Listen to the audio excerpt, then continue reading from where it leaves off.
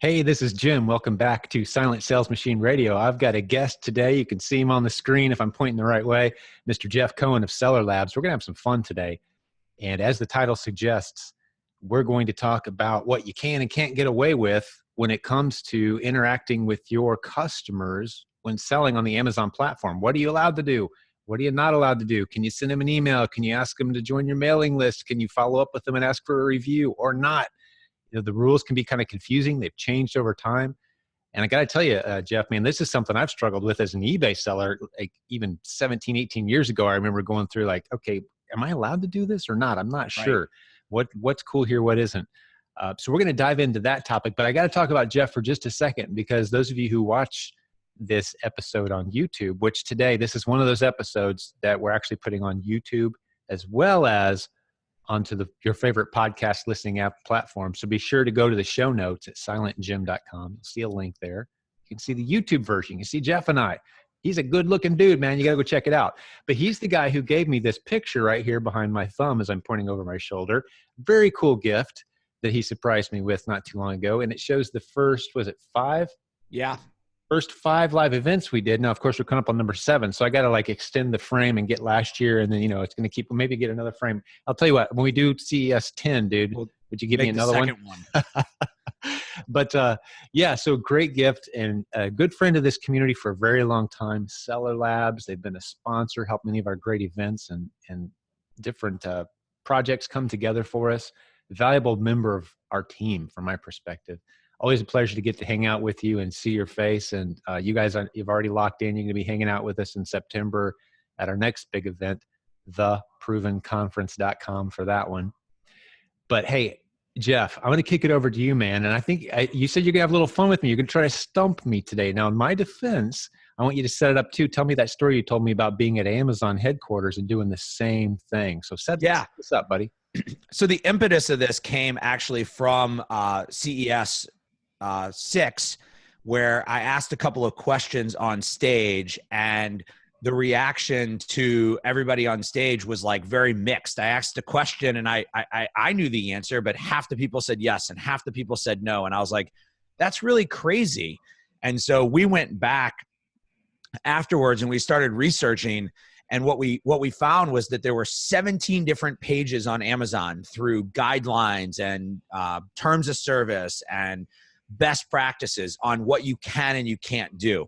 Hey, Jeff, this is a really strange thing to do. I'm going to turn the mic. This is a professional risk. I'm going to turn the microphone to you. I'll be back in 30 seconds. We're going to keep it rolling. So set the story up because I've already heard it. Listeners, enjoy the rest of the story. I've got to go sign something, which is crazy, but it's happening right now. So keep going, man. Yeah. So we researched these questions. We found 17 different pages on Amazon, and we, started to outline what you can and you can't do on Amazon. So coming out of CES 6, we started a survey and started questioning people. And we found that the majority of the people, so anywhere from 44 to 84% of each of these questions, people were getting wrong. And so we took all of these same questions that I'm going to ask you here in a second. We took them to a meeting at Amazon, and we sat in a room with about 6 people in the room, and we asked them the same set of questions. And they were debating in the room. They're like, you can do that. No, wait, actually, you can't do that. Awesome. Wait, who were these 6? This way? Because if you said it this way, you can do it. But if you say it that way, you can't do it. What department was this that you were the 6 people at Amazon? I'm going to just keep that to myself so I don't throw them under the bus. That's awesome. But it was the people who should have known. Yeah, it was the people who I would say the thing with Amazon is that a lot of times you have people who work at Amazon who understand the back end of Amazon, but they're not necessarily sellers. Right. And so they don't always, they maybe know the rules and they know that there's rules you're supposed to follow and they've read the rules, but they're not sellers to understand how the splitting of the hair of the rules sometimes come into effect. Exactly. Right? Exactly. But I'll tell you, the output of this was that they met with the buyer-seller messaging team and they shared this confusion. And the buyer-seller messaging team has actually gone back and clarified some of these things even more. And so I want to fix one thing that you said. So you said that Amazon has changed these policies. What I would rather say is that Amazon has further defined these policies. So most of these policies have been in place since for the last 5 years that I've been in this business. But as Amazon has added clarification, we've had better understanding of what we can and we can't do. And sometimes people like myself come on stage and share information with you. And we do it at the best of our knowledge of what we know at that particular time. And that changes over time. And so when you and I were chatting about like, what's a good topic to share, and I brought these stats up with you, it was kind of like, hey, people probably haven't looked at their messages in a long time. People probably haven't even thought about this stuff in a long time. So how do we kind of share with them that some of these things have changed? Amazon's, the analogy I used was you drive down the highway, the speed limit's always been 55. But today the police are going to, pull you over for going 70, where they never really used to pull you over for going 70. You used to be able to go 75. And so the enforcement has changed, but I don't think the policy has changed. And so it's just important to know. And the enforcement trumps policy too. As you learn, you kind of stretch it as far as you can go, and you kind of learn when you get slapped back. So rules don't really mean anything until they start slapping people back. Yeah. Now the rules mean something. There's another way to say the same thing, but hey, I want to throw this out there too. This will be in the show notes, listeners. And if you're viewing this on YouTube, it'll be in the notes near the video. If you're, of course, listening, you can always go to silentjim.com/podcast, go to the show notes. Jeff's going to have a special offer for us today. And I'm not even sure what it is yet. We shaped it out a little bit, but he's going to be creative. But if you go to silentjim.com/TOS, as in terms of service, TOS, we're going to have a cool offer for you guys with Seller Labs, and maybe, I don't know, make the quiz available. I don't know what I will throw on that page. We'll make it worth your time to stop by, and Jeff will beef that up for us, and we'll talk about that here probably towards the end of the show too. But yeah, so I have about 3 things that'll be on that page for you. It'll include these questions. It'll include what we call our TOS checklist, so how you can go back and kind of audit your own stuff, and then a special offer on our product Feedback Genius if you're looking to automate some of your messaging. Beautiful. Yeah, because the beauty of a transaction, it's the beginning of what is hopefully a lifelong relationship. And we all know by now, Amazon views customers who go to Amazon and buy as their customer, not your customer as the seller. But there's things you can do to bridge that gap a little bit without violating policy. And that's the game that we all play. And that's the purpose of this quiz. What are we allowed to do and what are we not allowed to do in regards to contacting those customers? And in full disclosure, it's been a while since I've managed that part of our business. So I'm hoping just to get like a 50% on this quiz, man. That's my goal. My goal is all right, let's see how we do. And you guys can self-grade yourselves. Play along at home. At home. Okay. So question number 1 is sellers may email these are true, false. Sellers may email buyers and directly request product reviews. Is that true or false? Email. You're not using the Amazon's contact system. You're using your own email system. Is that using Amazon's system? Using Amazon's system. I would say yes, you are allowed to do that. Okay, so you're correct. The answer is true. But when we asked that question, it was 52% said true, 48% said false. It doesn't surprise me. Yeah. Because, most people err on the side of caution. They don't want to upset the beast, and get slapped. So like, no, don't do that. Don't ever email the customers. Yeah. So I think the big thing to take away from that question is exactly what you said. You have to do it through the buyer seller messaging app or through a third-party tool like Feedback Genius that interacts with the buyer seller messaging app. Amazon does not want you communicating directly with the customer. They want you to be doing it through their messaging system. So that's you kind of picked up on the little nuance there within the question, but all right, that's the big piece of that you have to be paying attention to is where you're messaging. And this is not official. You ask 15 Amazon employees and 50 sellers this question, you're going to get about 60 different answers. But here's where I'm going to go on with this. Because I like when I pay my taxes, I go after every legal, even slightly gray area deduction that I can possibly get my hands on. I like to kind of treat my online businesses the same way. We all have our different degrees of risk. There's companies that will stick like let's say this is your product, right? And you're going to sell these. They'll still stick a registration card inside the box, and the registration card says, "Hey, we'd love to send you updates and free offers and blah blah blah blah blah. All we need is your email address, etc." And they've gotten away with it for years. Yep. And they build a customer database that way, and they end up using it to sell stuff off the Amazon platform as well. I've heard of very few cases of companies being shut down for that type of activity. Is it within the letter of the law of Amazon? Probably not. Is it worth doing because you put a lot more money in the bank that way and build your own customer database? Probably. So that's where the gray area of this stuff comes in. And your first question, they're like, okay, I can never email my customers under any circumstances. Got it. Unless it's through the Amazon system. Well, yeah, that's the letter of the law. But I know companies that they've had registration cards in their box for years. Well, once a customer, so the way I would answer that is that once a customer, so if you put your brand and your packaging on the product, right? So we can talk about the laser tag guns as our example, right? So your Dynasty Toys, and you sell the 4-pack, and you have a warranty that people can register for, and it's a legitimate warranty, and people come and engage with you, or they see Dynasty Toys and they go to Facebook and type in dynastytoys.com. If the customer makes some type of overture to you, you can connect with them. The gray area comes when you start using Amazon's buyer-seller messaging app to try to attract them to you. Very nice. So that's where I draw the line between what you can and what you can't do. Now, because you've known me for a while, I stick to me, it's black and white. And that's not to say that plenty of sellers don't live in the gray, because I think that all sellers live in the gray, and you're absolutely right. There's a degree of risk you're willing to take. And I would agree with you that having a product insert is a low degree of risk.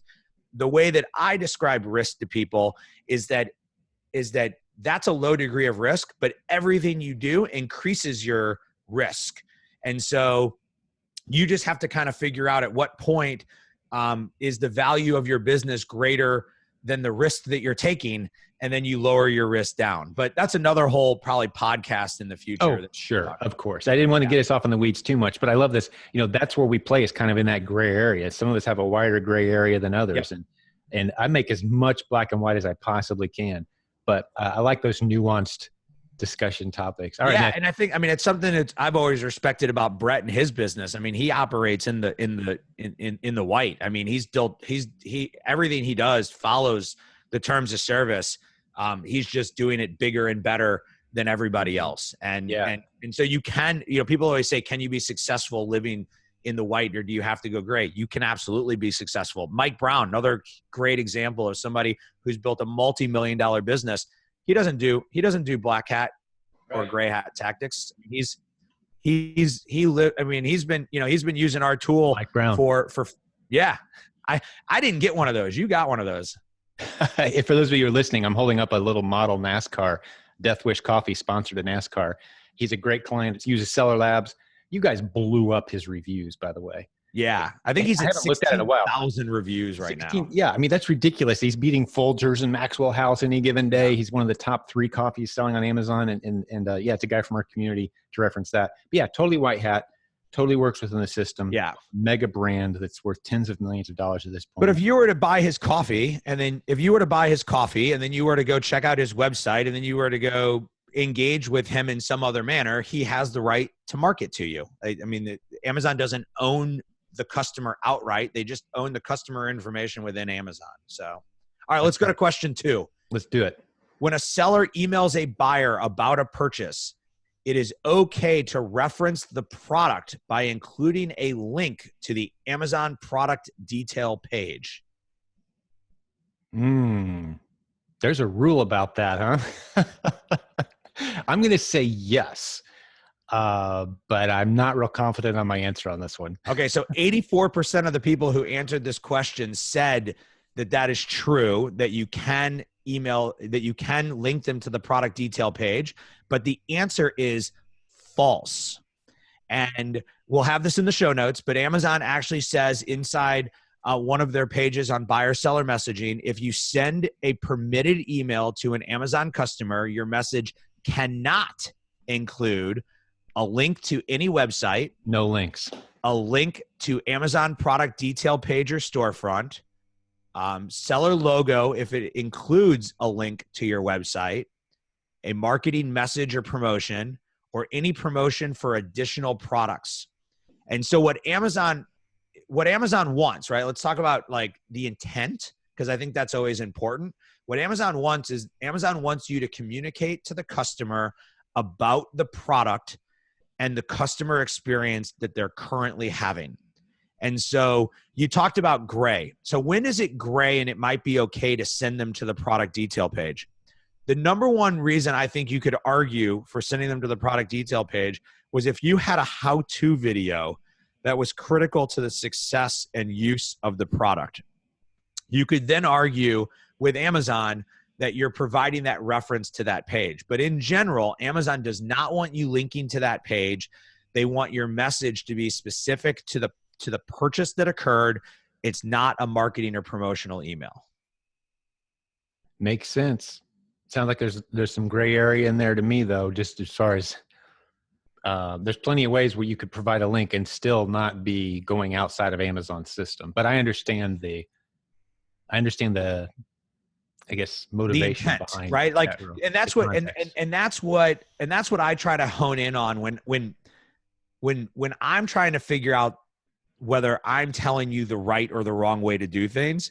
I try to look at what is Amazon's intent. And if you're trying to violate their intent, you're breaking it. If you're not, then you're not. And so the intent is that they want you to be messaging about the transaction. And so that's where maybe you explain for the laser tag guns, you explain that, if you put the batteries in backwards, it won't work, or that there's specific instructions to change the gun type, right? I think there's like 6 different shooting types, or there's 4 different color types. Within your email, you can explain all that to talk about product feature benefits of your product, but you don't want to send them back to the product detail page to, for future. Yeah, to be clear, not even the Amazon product detail page. Correct. No links. According to the letter of their rules, that is correct. But that is a risk I'd be willing to take from time to time to clearly communicate to the customer. It's like, hey, I saw you. Like, could you give me that link again? Because I can't remember where I saw it now. And you're like, here you go. I'm helping you make a sale, Amazon, because it's humans behind the suspension decisions. The permanent suspensions aren't made without humans touching and interacting. They're not going to suspend you for that. So if we go back to the I'm going off the reservation and I'm staying to the correct side of this. Right. A link off of Amazon is like you're just completely violating the terms of service and the rules. When you start linking within Amazon, again, it's what's the intent of your link? And if the intent of your link is to improve the customer experience by providing them additional information, then fine. If it's to try to get them to buy another product, then you're probably starting to push it to the wrong side. Customers who are interested in this product are also interested in these other 6 products of ours. You should check them out too. Like they don't want you doing that. They don't want you getting into sales mode. Like let the customer make up their own mind. Let the website do the selling. Yeah, makes total sense. Yeah. All right. So question number 3, is it acceptable to email buyers a coupon code for a future purchase? I guess the question is, it is acceptable to email buyers. So it's a true or false? It is acceptable. It is acceptable to. Man, I'm having to think. I'm going back and forth on this one hard. I've changed my mind 4 times already. I'm going to say no. Okay. So you are correct. It is not acceptable. But when we asked this question, again, 52% of people said that it was acceptable. 48 said that it wasn't. So your mind going back and forth. Typical. It's very common of what's happening. And Amazon says within the buyer seller messaging, again, it says you cannot contact buyers for marketing or promotional purposes. And so providing a coupon is a marketing or promotional purpose. I actually was hesitant in our last question we were talking about because I was kind of giving you the answer to this one, but it still stumped you. And so Yes. that's the big thing, is that Amazon does not want you using their buyer seller messaging as a marketing tool. Mhm. And so you just have to, it's your marketing tool is not to email everybody that's bought from you in the past and offer them a coupon to buy from you again in the future. Right. Because that could be very quickly. I mean, a lot of ways, one of the ways to think through these from Amazon's perspective is, this customer has bought from, let's say, over the course of a few years, hundreds of different sellers. What if all of them decided to start sending coupon codes? I mean, that would literally fill your inbox, your messaging. It's like, they don't want that. That's where my mind went. Is like, that's got to be the intent of the rules they have in place. Is they don't want these people bombarded with sales messages. They don't want Exactly. It's the equivalent of, text messages constantly all day for different promotions. Like, they don't want to create that experience for their customers. Yeah. Or we'll give it to something that everybody's dealing with today. Robocalls on your cell phone. Right. I saw the coolest app yesterday. Have you seen this? I guess it's been out for a couple of years. I downloaded it. I'm going to try it out. I don't remember what it's called. You can find it. It creates a robot. It gives you like 50 random robot responses. Oh, no, I haven't seen that one. It wastes the target is it tries to waste between 2 and 5 minutes of the telemarketer's time. It basically like tries to have a it steals the call and then it has a conversation with them, right? It answers the phone. It's like, hey, yeah, oh, I'm glad you called me back. Yeah, hold on just a second. And then pause 30 seconds. And like, all right, yeah, you got me. I've got plenty of free time. Let's chat because I want to hear all about it. Go ahead. And then it just interrupts them. And then and you can make your own, or you can use like Morgan Freeman and President Trump and Obama impersonators. I mean, it's awesome. That's funny. I've seen that one. There's also one that basically steals the calls and just blocks the numbers. It uses like crowdsourcing to identify and cut back. Hey, it's gonna be a real problem for us to have to deal with. Yeah. Oh, I mean, as we've been sitting here, my phone's rang 3 times, and odds are none of them were legit. Yeah. But they're all bouncing over. So I'm hoping to get these recordings and see some of these. Hopefully, these conversations, because you get the recording of the interaction. When I see you in September, I'm going to ask. All right. So this one is a great debate. So I'm gonna give you this before I even ask. But true or false? Sellers may only send one message per order requesting a product review. I've seen that as a rule of thumb, but I wouldn't swear to it that that's an Amazon rule. Man, I'm gonna if I get this one wrong, I'm at 50%. So I got to get this one right, and I'm giving the listeners a chance to think this one through too. Only one. I'm going to say true. Okay, so your first thought was correct. And so I actually say, when I give this answer, I don't know if it's true or false. Amazon is not very specific in how much messaging you can or cannot do. When I've asked Amazon specifically about this, they point to language inside of buyer seller messaging that says, you may send a email. Mm-hmm. Right. So they're looking at the word a and they're saying the word a is singular. Therefore it's one, but I don't think they know the answer. So Amazon technically has a rule that you can't send more than 5 messages per order volume.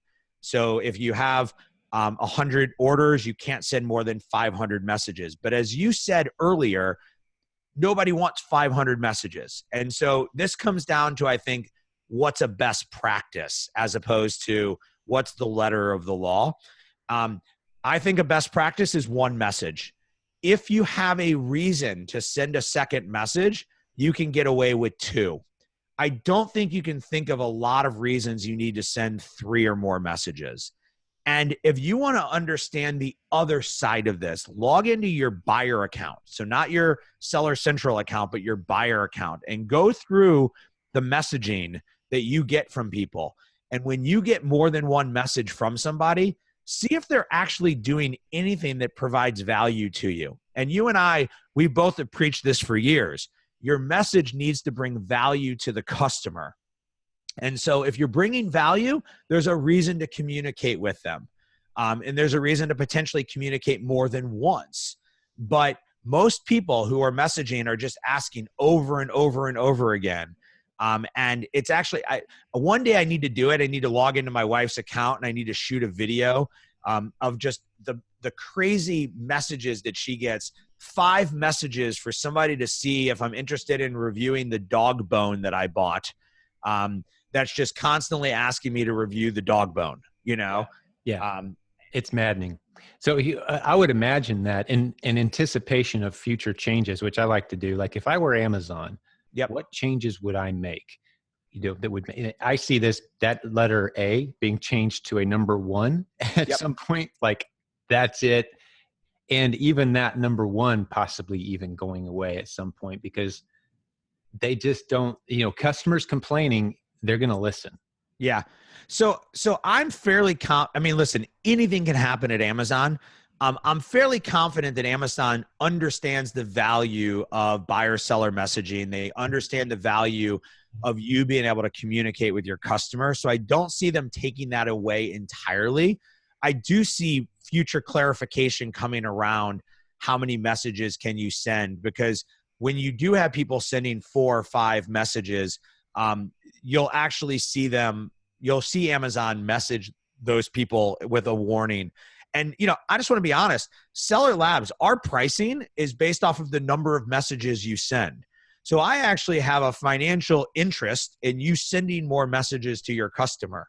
And when we started telling people that they should only be sending 1, maybe 2 messages, we were essentially encouraging people to spend less money with us. And so for us, it's not about, money. It's about what's right or wrong and what's the best practice for doing things. And so that's the best practice. You have to be and we talk about this with creating listings and photos and enhancing products and everything else. Put yourself in the mind of the shopper.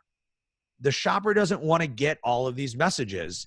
The shopper wants to be given value. So if I'm Dynasty Toys, I maybe come out with an email the day my product arrives, and I explain how to insert a battery and how to change the gun type and how to change the color to create the different teams. And then I maybe come out 3 days later and I ask for a review. That makes sense because I provided value along the way, as opposed to just give me a review, give me a review, give me a review. Yeah. And the general rule that I use in email marketing is just every message you send out, it better be 70 to 80% value, asking nothing in return, literally nothing in return, before you ask for a call to action of some kind that makes them commit time or money as a customer. Well, and when people engage with your brand, and it's funny because I know that by talking about Dynasty Toys and Death Wish Coffee, people automatically go, but I'm not them. But they don't know that they weren't them 2 years ago or 5 years ago, right? So, I mean, most people probably don't know this, but Dynasty Toys wasn't even Dynasty Toys 2 years ago, right? It was a different company name that they grabbed a trademark evolved his products. They grabbed a trademark name without realizing it and had to drop the whole thing and rebrand and change. And then Dynasty blew up anyway. It's the marketing. Right. It's the marketing. It's not the name we picked. Exactly. So don't get hung up on somebody can do it and I can't. Just provide that value to people. The example that I give is, it's called the law of reciprocity. And the example I use is, you walk into a store and there's 2 doors and you hold the door open for somebody, then they should walk up to the next door and hold the door open for you. That's the law of reciprocity. When you do something for somebody, it creates a relationship where they want to do something for you. Mm-hmm. And that's what you're ultimately trying to create here by communicating with your customers, is you're trying to give them something so that when you ask, they want to do something for you. I love it. I saw a statistic just here a few days ago. I don't remember what article I was reading, talking about the reciprocity principle. Car dealers, professional car salesmen know, they'll all offer you juice, water, coffee. Can I get you something when you first get there? And if you accept that offer, you're ridiculously more likely to buy a car from that dealer than if you turn it down. Yeah. They know, like there is like an 80% higher chance that you're going to buy a car if you accept the juice, water, or coffee when you You're walk in for the long haul. Isn't that crazy? It's like they know. They're not just being polite, and I'm sure they are. I'm not saying, let's judge their motives here, but just internally, you're like, I kind of owe this guy. I'm gonna give him a little bit more of my time. That was nice of him to offer me that. And it's not the secretary or someone at the front desk. It's the salesman that you're going to be working with. Well, I've always believed this, and it's been proven. You do business with people you like, then you do businesses with companies you like, and then finally you do business with product you like. And so my guess is that law of reciprocity in the salesperson comes to make that salesperson more likable. And by making him more likable, you want to give him more time. And then they're same as we do with internet marketing. They build a value ladder, right? Right. And they get you to the point of making a decision. And that's ultimately what we want to do business with people we like. We want to do business. We want to be able to pick up the phone and say, hey, Jeff, I have a problem with Seller Labs, and know that Jeff's going to say, great, let me get my team on that. It's the same reason why you've never offered me exclusivity.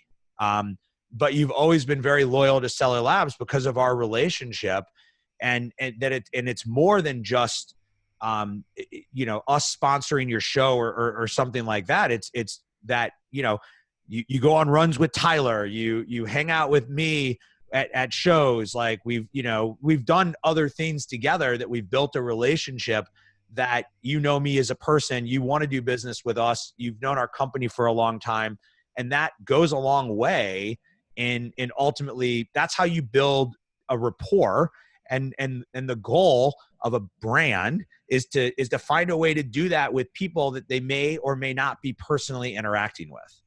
Yeah, beautifully said. I mean, in my head, if there's other competing tools, which there are in your space, I reserve the right to promote them as if they're better than you, they're kicking your butt, price, feature, whatever. Like, hey guys, because I serve the audience first. But all things being equal, Seller Labs at the top of my list every time, because I know the guys behind it for the reasons you just mentioned and others. You guys have been doing this a long time with a lot of integrity. You don't Google Seller Labs and find a bunch of customers blowing up about how terrible you are. You find a bunch of people saying, man, guys like my friend Mike Brown with his, Death Wish Coffee, using your product, blowing his business up. And we've got a long history. So that means something. I was just sharing in a recent episode that trust is consistency plus time. You can't rush any element of trust. Yep. Consistency and time take time. And so that means a lot. There's something there. And ultimately that's what you're trying to do when messaging your customers. Exactly. You're trying to do this. You're trying to create this personal relationship while staying within the rules. All right, next question. Here we go. This statement is against terms of service. True or false? If you are happy with your purchase, leave a review. If you are unhappy, please contact us so we can make it right. Not allowed. Okay. So you are correct. That statement is false. It is against terms of service. I'm sorry. That statement is true. It is against terms of service. But 38% of people thought that they could still say that. Now, here's where I stand up and admit where I was wrong. I was the one telling people they could say that. I was the one who created templates for people to say that. Mm-hmm. Amazon has come back and clarified their terms of service. They did this probably about a little over a year ago, and they now have a statement that says a seller diverts negative reviews to be sent to them or a different feedback mechanism, while positive reviews are sent to Amazon. Okay, so Amazon came out and said you cannot divert your bad reviews to go one direction and your good reviews to go another. Right. So you can say our customer puts customer success first and foremost, and if you have any problems, please contact us. We'd love for you to review the product. Please write a review. And so that's semantics. It's a lot different than if you are happy, do this. If you are not, do this. And so the easiest way that I've told sellers to audit and to look into this is to see if they're using an if-then statement. So if what you're using is a if this, then this, then you're violating this terms of service. Makes sense. Yeah, you can't create buckets, so you only get the 5-star review. It reminds me of every survey card. Like I go to restaurants now and they're like, hey, how'd I do today?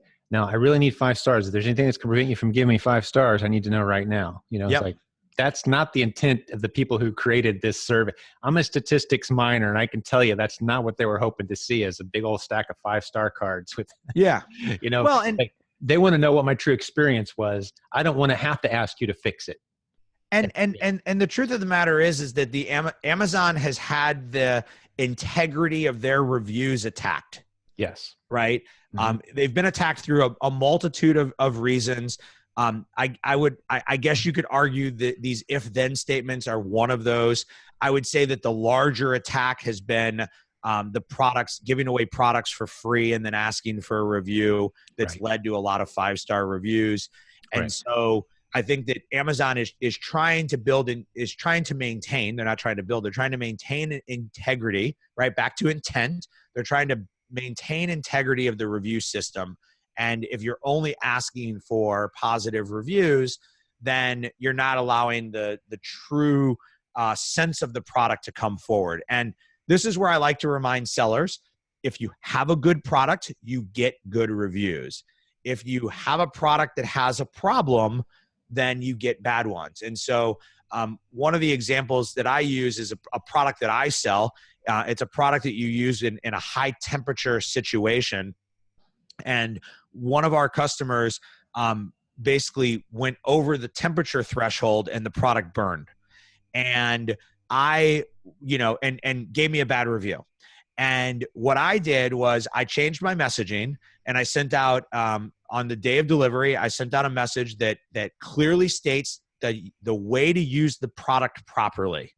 I added a tag onto the product, and I updated the product packaging, all to highlight proper usage of the product. And essentially what I was trying to do is I was saying, okay, you know what? This person was wrong in how they did it, but maybe I didn't communicate enough to them what the product is and how the product should be used. And I wanted to make sure they were using it correctly. And ever since I made those updates, I haven't gotten a negative review, knock on wood. Yeah. And Great let example. me tell you how much that cost me. Okay. Let me tell you how much it cost me to make that change. It cost me 6 cents per unit. 6 cents per unit to add a little sewn in tag during the manufacturing process, because I was already printing packaging material. So I updated that, and I already was doing Feedback Genius. So I just updated those messages. So this minor little change answered a customer's concern and led to a better customer experience. That's beautiful. That's a great example too. And I appreciate the integrity of you not taking that opportunity to drop your product on us. Although I wouldn't care if you did, but I appreciate the integrity behind it. That's cool. Yeah. What is the product? I mean, do you want to share the product? I mean, you might as well get a few new people checking it out. I don't share my product. I have one product I sell, and I sell it because I need to maintain an active Amazon account. And so I'm not one of these people who sits out there and says I'm a 6-figure seller. I fully will disclose I sell one product. I sell about $7,000 a month of that product. It's enough for me to be able to run all of our tools against the product. I've got a brand, and so I have a storefront, all these things that I have to be able to do. Right. So that when I'm talking to people, I know actually how you import a product and how you manufacture a product. My business is not selling products. My business is selling software. Right. Specialized, which is something we talk about a lot on here. And that specialization leads you into multiple income streams, but you're specialized and focused. I could certainly appreciate that. Well done, man. Yeah.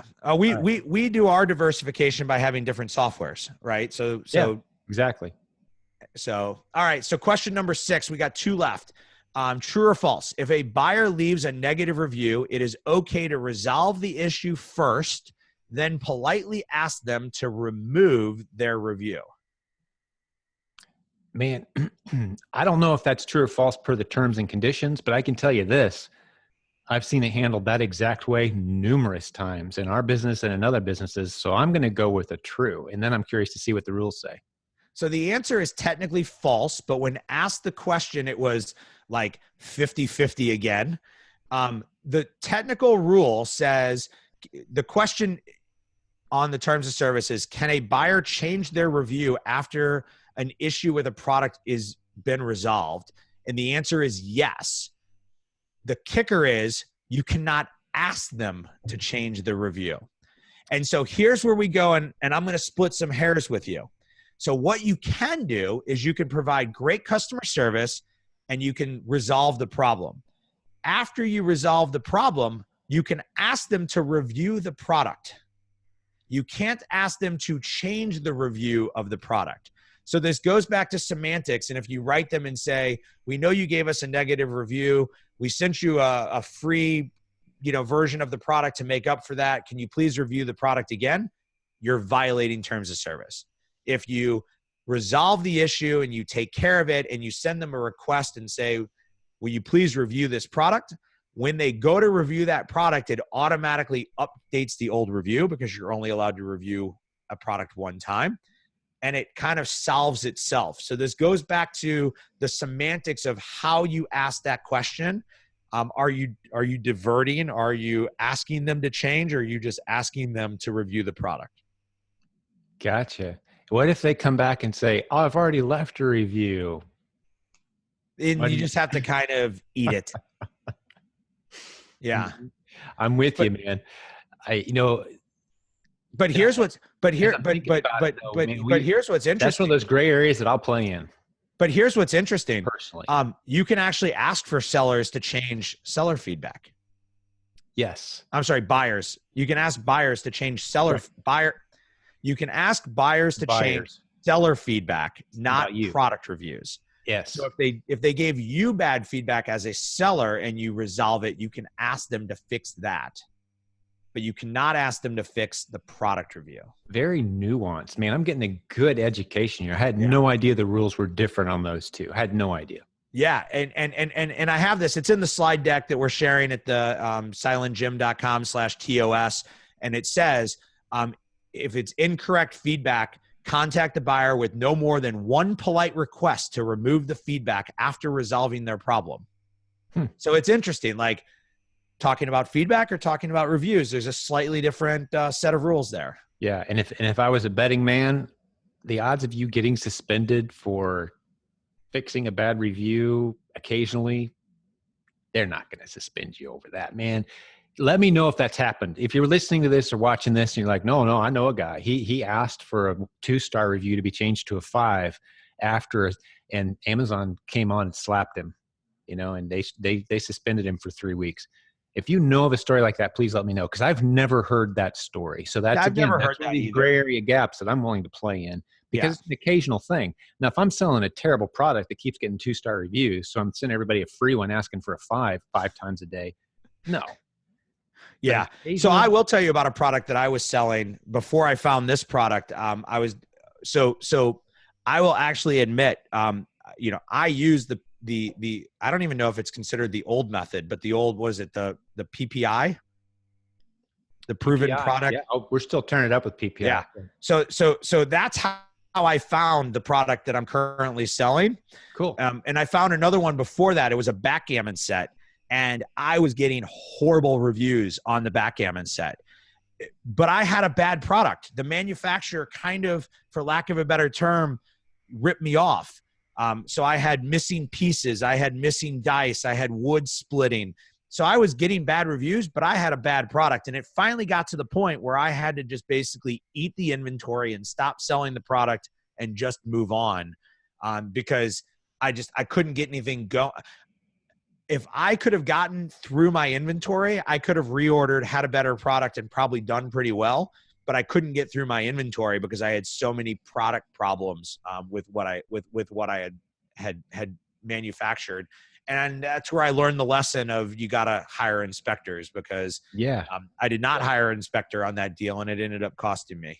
And I would not have advised you at that point to try to get those 2-star reviews changed to 5s. By emailing every one of them and saying, hey, here's a Well, what I did was I sent them a new set because I knew that it wasn't every set that had a problem. Right. And typically if I sent them a new set, then they were then happy and they thought it was great customer service and they would update their review. but it was just happening so frequently that I was like, I can't keep this up. Like this isn't a way to run a business. Right. I'm with you. I think listeners are really benefiting from this conversation, man. I think we're going to get some great feedback. And, all right. So last question. I'm proud of my score so far too. I think you're doing pretty well. Doing all right. Amazon, true or false? Amazon may strip, which means to disable, links in seller messaging if they link to a third-party website. Amazon may strip purge. Well, you're not supposed to put the links in there to begin with. Do they have the ability to strip them out if you include them anyway? I'm guessing it'd be pretty simple for them to program that in. So I'm going to say, yeah. Yeah. So this is the only question most people got right. It was 98% of people said that they will disable the links. And so if you include any type of URL in your messaging, it's exactly what you just said. It's programmed and it'll be stripped out. Mm-hmm. If for a while, what they were doing was that they would allow the link to go through, but they would throw up this huge error message that said, you are about to be diverted. Are you sure you want to be diverted to Amazon a third-party website? Yeah. Right. And so the other thing that we've been noticing is that Amazon is also stripping out email addresses. So if you try to include an email address, a phone number, or a link to your website, Amazon is stripping those out. So here's the thing. You're not violating the rules because Amazon is fixing that for you. But guess what? Your messages look like garbage. Right. Because they're not coming through correctly. So this is where you have to go back and check your messages and you have to give yourself a little audit. I think, 5 years ago, we used to teach you set up Feedback Genius and just forget about it. Now we're really encouraging to say, once a quarter, come back in and look at your messaging and look at what you're doing and seeing how it's working and tweak a subject line and add a new variable, enhance your messaging in some type of way to improve what you're doing. Because, the best example I give for this is if you go to the grocery store and you like a bag of potato chips, the odds are that bag of potato chips is going to look different 6 months from now and 6 months from that. Constantly be improving what you're doing. Don't just rely on what you've had in the past and hoping that it'll work in the future. Great advice, man. Great advice. I'm curious to see, I want people to let us know how they did on the quiz too. Was that 8 questions you said? 7 questions. 7. I'd say you got at least 5 right. Maybe 5, and I would debate hard on the 6th one that I was like, So I'm going to give myself 5.5 out of 7, man, if that's all right with you. So let's see how the listeners did. Let's see how they fared on that. Great quiz, by the way, man. I really appreciate that. And cool resources to remind everybody one more time before we wrap up, silentjim.com/TOS, as in terms of service. All kinds of cool freebies for it. Go through the list again, Jeff. Let people know, what do you have on that so page? They're going to get the Amazon TOS compliant checklist, which is going to give you kind of a quick checklist of that you can kind of print, put it on the side of your desk, go into your messages and use it as a reference point. I have a full-blown longer webinar that I did on this topic with the head of product for Feedback Genius. You'll be able to see that if you're interested, as well as I have the slide deck. And what's cool about the slide deck is that I actually show you the reference page where all of this stuff takes place. So I'm not asking you, and I actually said this to you before we started recording. Right. When you have influencers, gurus in the space who come and tell you that something is legal or illegal to do, you as an Amazon seller are still responsible for your own account. So what I wanted to do is provide you all the links to these pages so you can go and kind of make your own interpretation. Would love for you to put in the show notes if you disagree with something that we found. If you found something different than we found, put it in the show notes. I admitted 2 or 3 times that we used to tell you one thing and we'd tell you something new. So these things are constantly changing. There is an email address or an email sign up on the page. You don't have to do the email sign up, but if you do the email sign up, then as we see changes, we notify you. So if you want kind of hey, I'd love to be notified when something changes, then that's a great place to sign up. But all the content I just mentioned is available on the page for you. We also have a special offer on that page for Feedback Genius if you're not using the tool. And I appreciate you having me on and able to share this information with your audience. It's always good hanging out with you, Jeff. And Feedback Genius, I'll let you do the pitch for it. I was going to take a shot at it, but go ahead, man. What's the 30-second pitch? What does it do for you? Yeah. So for people that don't know us, we're actually about to celebrate our 6th anniversary, our 6th birthday in the Amazon space. Feedback Genius is a buyer-seller messaging tool that assists in helping you to solicit feedback and product reviews from your customers.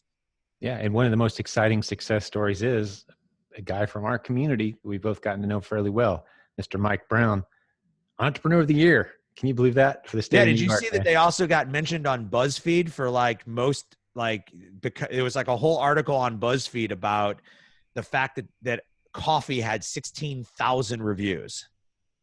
Yeah, that's incredible. No, I didn't notice that. I mean, there's so many articles anymore. Every time I Google and check in. Yeah, I feel like every time I talk up to Mike, he's won some other award. And here's what's interesting. Here, my wife had the chance to meet Mike. We spoke together at a conference, and besides my wife thinking that Mike was a hottie, which was kind of weird, but he's a good-looking guy. All right, we can admit. I'll give him that. Guy, was that when my wife got done talking to Mike, she looked at me and she goes, "He is the most soft-mannered, humbled guy I've ever spoken to." Mm-hmm. It's just funny that he runs a company called Death Wish, right? Yeah. Oh, it's so not him. You think it'd be some like guy who's it's all of his employees working out and like buff and like tattooed and I mean, he has a few guys on his staff that look like Death Wish. Yes. But Mike, no. I mean, he looks better in a tux than a Death Wish t-shirt, man.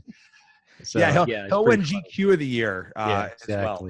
But yeah, good guy. Great example of a success story with your product. Of course, there's hundreds of those out there, but thousands. I don't know how you got a bunch of users. I know that because you guys have been around a while doing it right. But man, it's always a pleasure having you on the show. We'll have to do this again soon. Anytime you got a great topic, let us know. And I'm just going to remind the listeners one last time, silentjim.com/TOS, as in terms of service, for all the special goodies that Jeff has for you today. And can't wait to see you, man. September, The Proven Conference. If you don't know what we're talking about on our next conference, guys, listeners, hey, get over to theprovenconference.com. And by the time you're watching this, tickets will probably be on sale. They're going on sale here soon. And we've got a great venue. It's going to be a really cool event this year. A lot of big changes, but all the great content you've gotten used to in the community that hopefully you're a part of as a viewer of this podcast, a listener to this podcast. But God bless you, business building warriors, from Jeff and I, Seller Labs, and from the whole Silent Sales Machine crew. We'll talk to you again real soon. Can't wait to do this next time.